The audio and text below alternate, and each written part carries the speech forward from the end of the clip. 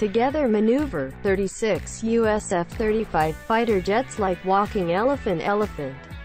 For the first time, as many as 36 F-35 stealth fighter jets from the United States, U.S. conducted concurrent combat training at Hill Air Base, HAFB, Utah.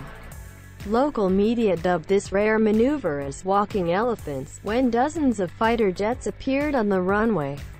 The unusual scene happened on Monday, November 19. The U.S. Air Force said the deployment of dozens of the most expensive fighter jets was part of combat strength training. The 36 American fifth-generation fighters came from a contingent of 388th Fighter Wing and 419th Reserve Contingent. According to the U.S. Air Force, the planes shot in tandem at intervals of 20 to 40 seconds. The number of aircraft involved in this maneuver is almost the same as the amount sent from HAFB on normal days. "We're ready to fight tonight, and training with many F-35 squadrons can show our ability to defeat potential enemies wherever they appear," said Major Caleb Guthman, Assistant Director of Operations and Training Project Officer from the 34th Combat Squadron, in a statement, quoted from CNN.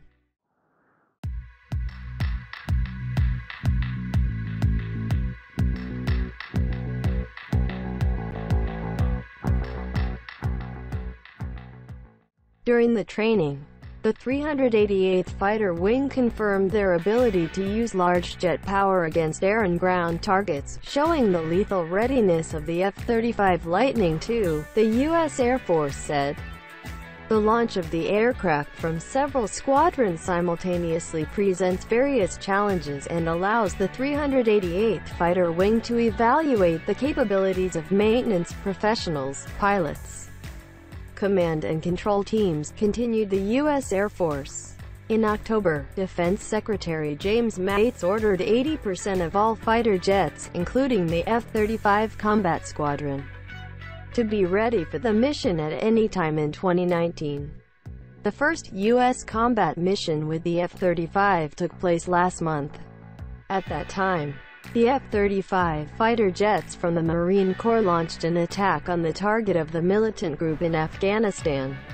The planes on the mission shot off the USS Essex battleship. Many NATO member countries have signed contracts to join the F-35 program.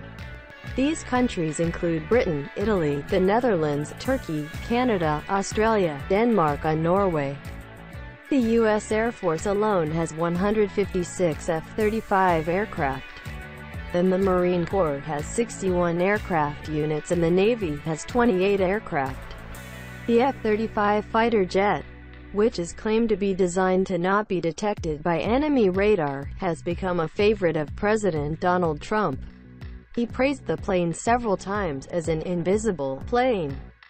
Read more at international.cindanews.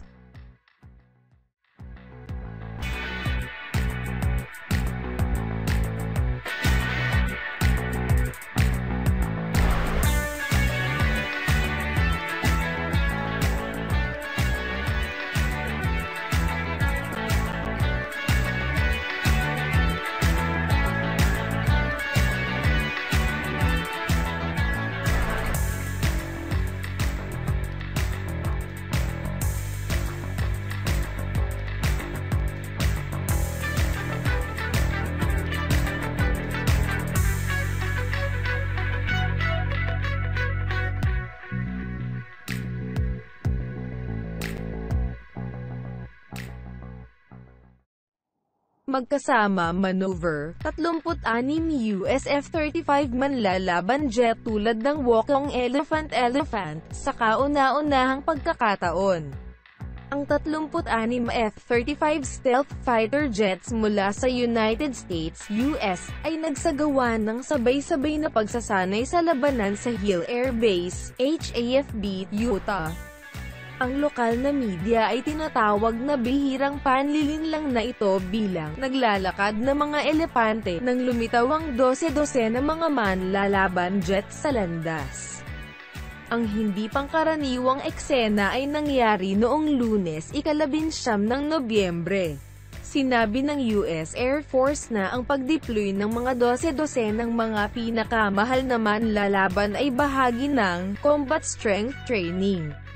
Ang 36 na Amerikanong manlalaban ng ikalimang henerasyon ay nagmula sa isang contingent ng 388th Fighter Wing at 419th Reserve Contingent. Ayon sa US Air Force, ang mga eroplano ay kinunan sa magkasunod na pagitan ng 20 hanggang 40 segundo. Ang bilang ng mga sasakyang panghimpapawid na kasangkot sa pagkona na ito ay halos kapareho ng halagang ipinadala mula sa HAFB sa mga normal na araw. Kami ay handa na upang labanan ngayong gabi.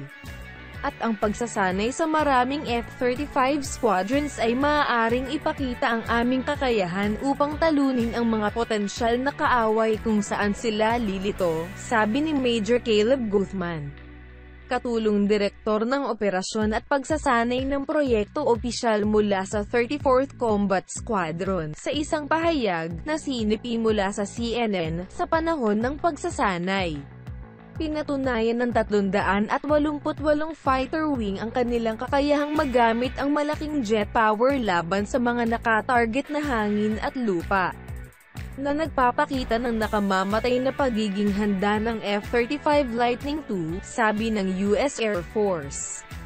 Ang paglunsad ng sasakyang panghimpapawid mula sa ilang mga squadron sabay na nagtatanghal ng iba't ibang mga hamon at pinapayagan ng 388 fighter wing upang suriin ang mga kakayahan ng mga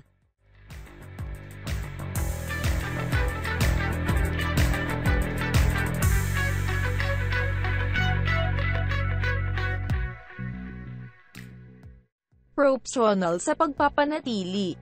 Pilot, Command at Control Team. Patuloy ang US Air Force. Noong Oktubre, inatasan ni Defense Secretary James Mattis ang 80% ng lahat ng jet fighter, kabilang ang F-35 Combat Squadron, upang maging handa para sa misyon sa anumang oras sa 2019. Ang unang US combat mission kasama ang F-35 ay naganap noong nakaraang buwan. Sa oras na iyon, inilunsad ng F-35 fighter jets mula sa Marine Corps ang pag-atake sa target ng militanteng grupo sa Afghanistan. Ang mga eroplano sa misyon ay bumagsak sa USS Essex battleship.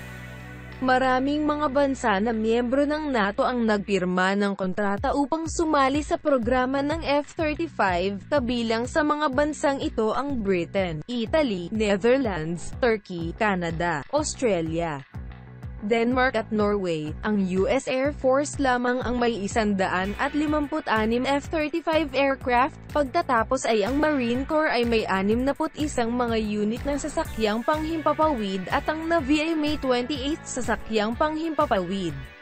Ang F-35 jet fighter, na inaangkin na dinisenyo upang hindi makita ng kaaway radar, ay naging paborito ni Pangulong Donald Trump. Pinuri niya ang eroplano ng maraming beses bilang isang hindi nakikita na eroplano, magbasa ng higit pa sa international.cinema.news.